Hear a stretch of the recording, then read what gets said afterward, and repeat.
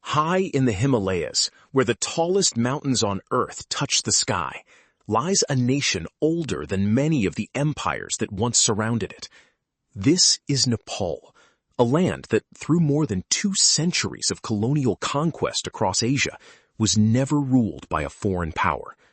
While Britain came to command nearly a quarter of the globe, Nepal remained free. This is the story of how a small Himalayan kingdom and the warriors it gave the world earned a reputation for courage that endures to this day.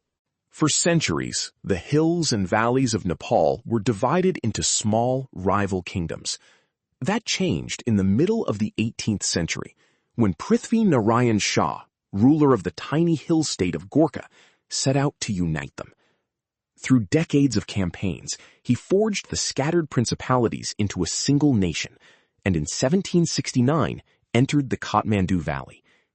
He famously described his new kingdom as a yam between 2 boulders, caught between the great powers of China and British India. From the name of his ancestral home, Gurkha, came the name by which his soldiers would be known across the world, the Gurkhas. The young Gorkhali state grew swiftly and confidently. Its armies pushed east and west along the Himalayas until the kingdom stretched far beyond the borders of Nepal today. At the heart of its army was the fighting spirit of the hill peoples, the Mughars, Gurungs, Rais, Limbus, and Fapas, and a single curved blade that became their emblem, the kukri. Disciplined, fearless, and unmatched in mountain warfare, these soldiers were about to meet the most powerful force in Asia. By the early 19th century, 2 great powers shared the Indian subcontinent, the British East India Company and the expanding Kingdom of Nepal. Their frontiers met, and their ambitions collided. Disputes over the lowland districts of Butwal and Sheoraj brought matters to a head, and in 1814 the company declared war. It was the beginning of the Anglo-Nepalese War, remembered in Nepal as the Anglo-Gurkha War. The war's first great test came at the hill fort of Nalapani near Dehradun. There, a garrison of roughly 600 Gurkhas, with their women and children inside the walls, was commanded by a young captain, Balbhadra Kunvar. Against them marched a British force several thousand strong, led by Major General Rollo Gillespie. The first assault was thrown back in confusion, and Gillespie himself was shot dead leading the charge. Unable to break the fort by force, the British cut off its only water supply. For days, the defenders held on, tormented by thirst, their numbers falling. Yet they would not surrender. When at last the fort could no longer be held, Balbhadra Kunwar did not raise a white flag. He drew his kukri, and with around 70 survivors, cut his way out and vanished into the hills. So moved were the British by this courage that they raised a memorial at the site, the Kalunga War Memorial, one of the very few monuments on earth built by an army to honor the enemy who had humbled it. Among the British who witnessed this valor was the political agent William Fraser. With the commander David Auchterlonie, Fraser was among the first to see these hillmen as friends rather than foes, and so confident was he in their loyalty that he proposed forming them into a British battalion, the Nasiri Regiment. It was the seed of a partnership that would endure for more than 200 years. The war ended in 1816 with the Treaty of Sugali. Nepal lost nearly a third of its territory, lands in the far west and east passing to the company.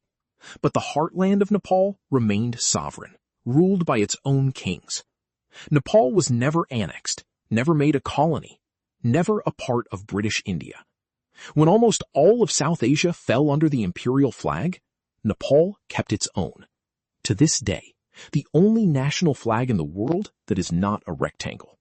The treaty carried one more clause that would echo through history. The British could now recruit Gurkhas into their service. From that day, generation after generation of young Nepalese left their villages to serve. In the First World War, more than 100,000 Gurkhas fought for the Allies, in the trenches of France, at Gallipoli, and across the Middle East. Over 20,000 never came home.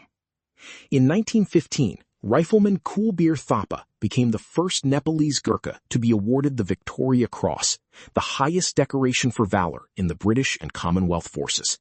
In the Second World War, 250,000 Gurkhas served in North Africa, in Italy, and through the jungles of Burma. At Taundao, Rifleman Lachaman Gurung held his post alone against a Japanese assault. His right hand shattered by a grenade, he fired his rifle one-handed for hours and lived to receive the Victoria Cross. In all, Gurkha regiments have earned 26 Victoria Crosses. It was of these soldiers that a British officer, Professor Sir Ralph Turner, wrote, "Bravest of the brave, most generous of the generous, never had country more faithful friends than you." And India's Field Marshal Sam Manekshaw declared, "If a man says he is not afraid of dying, he is either lying or he is a Gurkha." Today, the Gurkhas still serve in the armies of Nepal, India, Britain, and Singapore, carrying the same cookery and the same creed. It is better to die than to live like a coward. Their story is Nepal's story, a small nation that faced the greatest empire on earth and refused to kneel. From the ramparts of Nalapani to the battlefields of the world, the Gurkhas proved that courage is measured not by the size of an army, but by the spirit of those who stand and fight. Nepal, forever unconquered, forever proud.